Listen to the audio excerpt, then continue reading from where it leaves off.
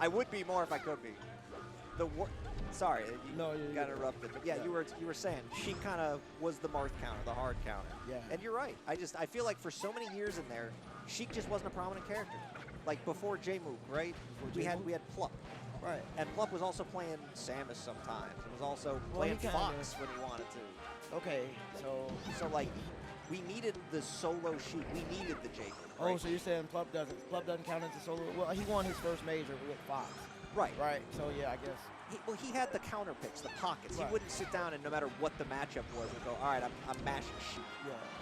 We needed the J-Mook to prove, like, all right, don't forget. A Sheik main could do it. Yeah, not only can a Sheik main do it, but this character's crazy. We just happened to be in it for many years. We had 5 or 6 players who were better than everybody else. It just happened that none of them played Sheik. None of them played. Like, we had a pair of Marths / Falcos. We had a Puff player. We had a Peach player. You know, it just, none of them happened to be Sheik. And now that there is one that's at the top, that's a Sheik. It's good. I think it's good for the game. Same. I'm happy to see, like, the solo mains, like, winning with their characters, you know. Like, say, in the bar, J-Mook and Sheik. Yeah, I think, I mean, Yoshi got his now. Yeah. Yoshi's a thing. Pikachu got his. She got one. Samus Falcon got next, one right? with Wizzy when he won with Falcon. Yeah, Falcon got one. Right. If another one it happens for, it's got to be Samus next, right? Like, what are your options now? What's Samus? I mean, you got Samus, you got Doc. But I don't know if I don't know if there's enough representation. I mean, I guess you could have said that about Puff, but yeah, there was literally 2 Puffs like up there. It was like it was H-Box, there was like Obby. Michael, and that was it. And Obby, that was it. And Obby, right? And that was it. Yeah, now we gotta go further back. I try to talk now when I talk about Melee, like in present day. But you're absolutely right. In our time, it was H-Box, it was Obby, and then I guess it was Mr. F. It was like the next one. Oh, Mr. F. I can't really think of other ones. Like there weren't Puffs that were top 100 caliber. You had Dark. He was a good Puff player. There were a few that were like on the edge. There were a few, yeah. But like top 30 level. Oh yeah. There was like it was only people. like Obby and Michael.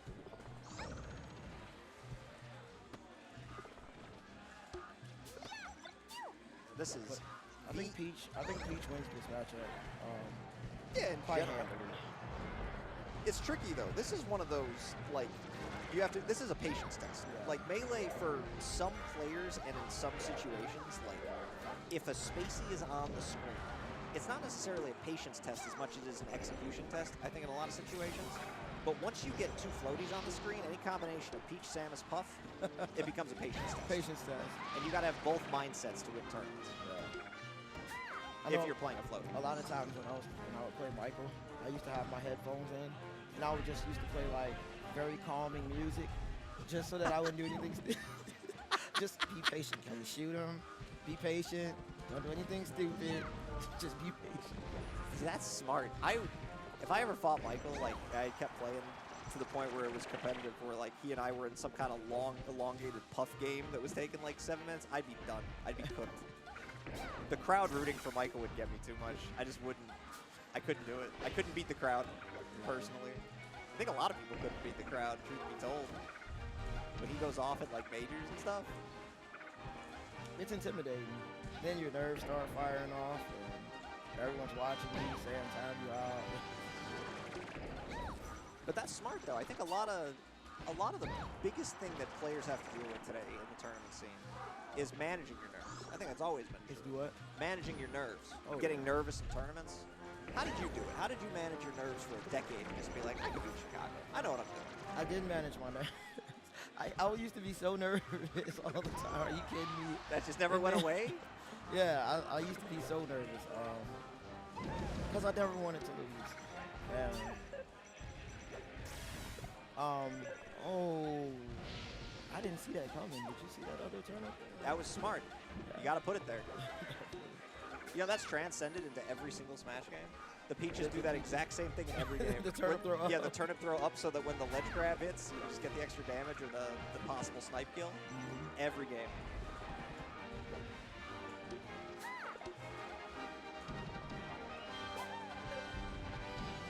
Last stock here in this game 1. It's really hard for Peach to, it's really hard for Samus to get a combo on Peach though, because Peach has so much priority without her moves. She does. She hits 3 projectiles consistently, so like you have to commit when you're Samus to actually hit Peach.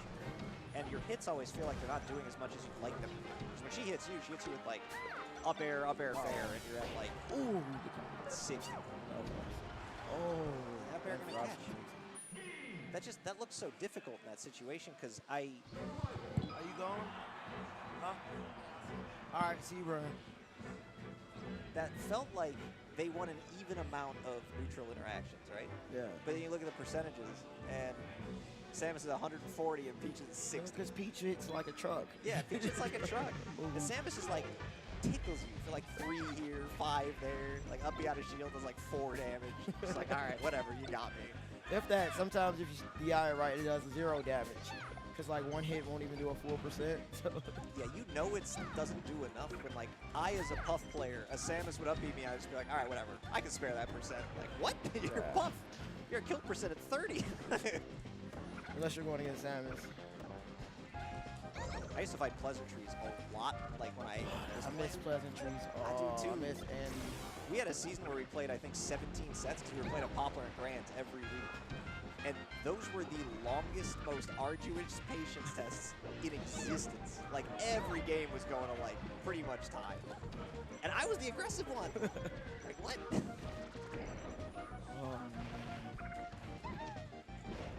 Oh, that hit. What was that? Her skirt has a hitbox. Yeah, that was crazy. That looked like a Guilty Gear Strive hitbox. I didn't think that one through. Just a big old box on the side of her body because you throw out a button.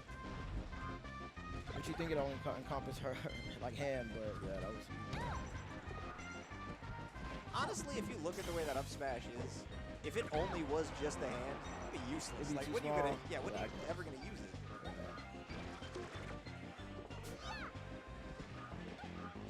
I've been thinking about something recently. Can you imagine if Game & Watch, the character, this is the one character I think would have destroyed the meta in this game. It would have been completely different. If he had a functional shield melt canceling like every other character, he would have been like this insane counter to a lot of the floaty characters, and the whole game would have looked different. You would have had like, that would have been the Puff counter. Who Game & Watch? Game if he had a good shield. If the shield worked and you could actually L cancel all the areas, like Game & Watch just function normally like the other characters do. Just imagine Melee with Game & Watch normalized. It would be a Puff counter, it would be a Peach counter, it would destroy Samus. I think he still get wrecked. He'd get wrecked by spaces. Yeah. He would be the pocket counter to the floaties. But why? It's like already down throw, side B. Down throw nair, you explode Puff already. That's already like a hard matchup. If you can grab her. I'm sorry? If you can grab her. You can grab Puff. Yeah, that's true. You can just nair though. Like the nair itself is so large that if you're just in her airspace, you're just gonna hit sometimes. Okay, but like, you gotta be below her. Right? It only encompasses it's like a parachute. It only encompasses the area above him. Yeah, but he's got a good enough wave dash to, like, if she's in the air, you can slide below her. Okay. I hate that matchup. It's not one you'll ever play. Like, you play Sheik and Fox and, like, not that character. Yeah. I just think, I look at the characters on the screen, and the thing I've thought about in Melee recently is just kind of like, what if Game & Watch played either one of these characters? Like, he's got the bucket for all of Samus's nonsense. You know, just absorb all her energy charges. You know, he can throw the square, the credit card at Peach, and it outranges her fair. Like, it would be a really weird difficulty thing, I think, for floaties. I know this is a random thing to bring up, but I'm trying to fill some airtime because Peach Samus takes 8 minutes. It takes a long time, yeah. And it's a lot of just like them floating at each other, throwing out aerials, floating at each other, throwing out aerials. I mean, they're playing it well. I mean, the way I watch this matchup is like, all right, Peach commits at some point, and that happens. Yeah. If you get a little too close, you get up beat, it resets. Now here we go again. Now, Samus gets the hit. Peach air dodges, back to neutral. Yeah, here we go again. Now we wait for Peach to get a little too close, then we see the up B. Or you can just do this. What? How did? I think did she float through it? I think she float cancel wave landed to get through the grab. Yeah, that was wrong.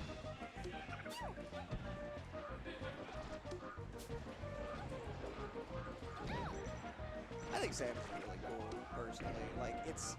Oh, is that Stitch? It's a strange character that I feel like would probably take the longest out of any character in the game to actually optimize, Samus would, but I don't know if the character's good enough that we're ever going to get that rep to do it. You know, things like the extender, grab on platforms, that kind of nonsense. Do you think that's optimal though? Depends on the matchup. I think it's situational. I also, getting rid of, or freezing Pokemon Stadium, I think that took it away. Because I think a lot of the platforms on transformations are when it was good. Just because of their exact like heights and locations on where you could stand. That was always when I saw that get executed in a bracket set. All the crazy technical Samus mains, they would hit extenders on transforming Stadium. Is he going under? Wait, oh. Missile to the face for her trouble. Truly. Oh, there we go. I like that Samus is just out here swinging. Because I feel like you kind of have to do that in this matchup. You have to do what? Swing. Oh, yeah. You gotta swing as Samus. Like, don't just keep Peach off you. You don't do enough damage. Like you said, Peach hits like a truck, right? We saw like real close on charge shot, real close on F smash, real close on the next charge shot. Missile almost killed. Just get those hitboxes out there. Make the Peach make a mistake. There you go. Start swinging. Great defensive wave dash away, swing. Get your stock. That's the bait. That's the neutral right there. That's the neutral right there. Because otherwise you're back to this. You did 5. Awesome. It didn't leave. Oh, right into it. If she got the Peach bomb. nared She got the there. bomb. Oh. He's gonna try to throw it into. All right, I respect that as an option. There we go. Now we're doing moves that have a little bit more punch behind them. Like down air does what, like 16? And usually in most matchups, you know, 0 to deaths from like Marth grabbing a Spacey or, you know, Puff getting a rest or whatever. Most characters, they will 0 to death you, but in this matchup, there's none of that. Yeah, chip away damage actually means everything. Yep. Yeah, because there are no combos. And oh, I'm fired. That was terrifying. That was terrifying. Good back air. See, this is excellent. Hitting on the corner. Gets the F smash. Oh, that was nice forward smash to take that. Nice. Peso, Pluma, that's what you do. You saw back air, F smash. That did 45 damage in those 3 hits. Yeah. But if you sit there and you go, all right, I'm going to chip away with this up B. I'm going to hit you with like this up air and try to extend, but I already know I'm not going to extend because it's Peach and she's floating and she gets out. All right, I did 5, I did 4, Exactly. did 0, like you said. Oh, I DI'd out. You hit me for 0. Like, no. You got, if Peach is going to hit you like a truck, you got to hit back. Back air for 10, missile for 12. Like, oh, but I don't like that. I don't like the grabs. Like when you just throw out grabs. yeah, I would agree with that. I don't think you need it. See that spacing though? The spacing on that is really nice. Samus has a good throw too. Like a good item throw. If you're Samus in this situation, do you really need a grab? Like, what do you really get off grab against Peach that would take the risk to do it, right? Like, the risk reward's not there. All right, I grab you, I down throw, maybe fair you, or whatever, down throw nair, get the damage in. But, like, you can get comboed for, like, 30 or 40. If definitely you miss, off stage if you miss. Yeah. Yeah, it's like, terrifying. it's not worth the risk. Like, just throw out nair, well, not nair, but, like, we've seen more falling, like, landing back airs like that. Throw out your charge shots. That was nice, though. He threw it above him, knowing he jumped into him. Yeah, she panic jumped.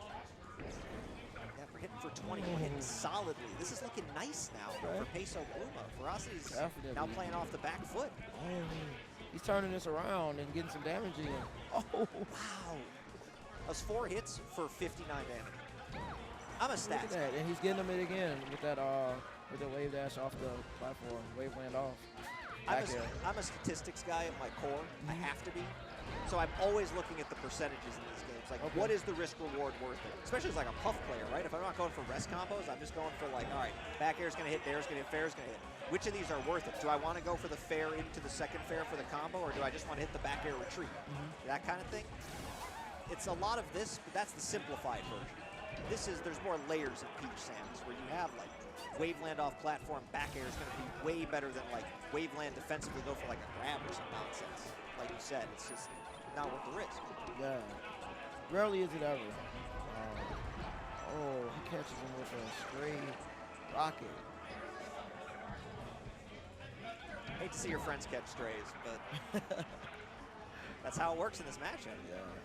gotta throw out the missiles, charge out the wrong way. But it's okay. You're in no rush. You've got the Oh, lead. but this is actually hard. Oh, no. Good catch. Good Gotta go out swinging.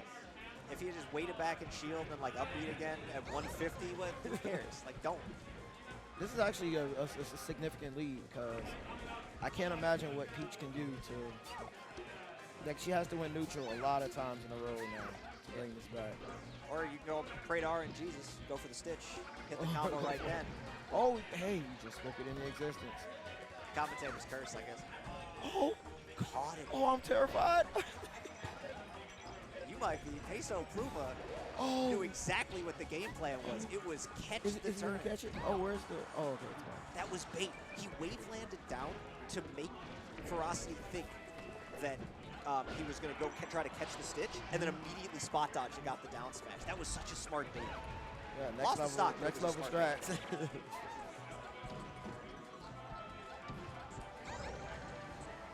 All right, that's like the most damage I've ever seen in upbeat, and it was like 10.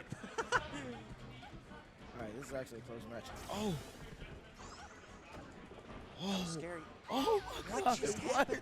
Ferocitii tried to snipe the ledge, mistimed it, but then just, I think, expected to grab it. Yeah, I think. Oh no! All right, here we go, stock of champions. Oh, and they both fumbling the. All right, I haven't so. seen the down tilt. Now, here we go. Well, this is exciting because it's close. One stock left.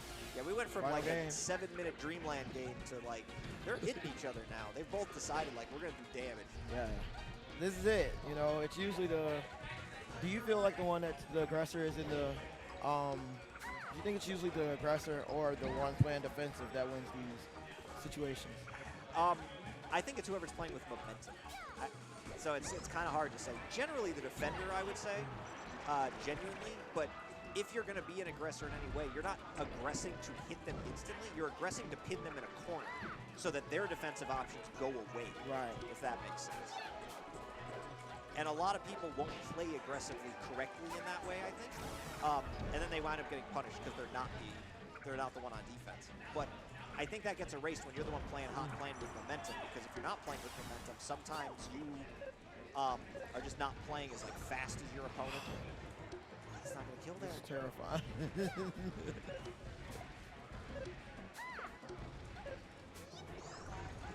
Went straight to the ledge. Oh, that was so smart. No more delays. Oh, got through the bear. Oh, Yeah, Verona, that's gonna man, that's do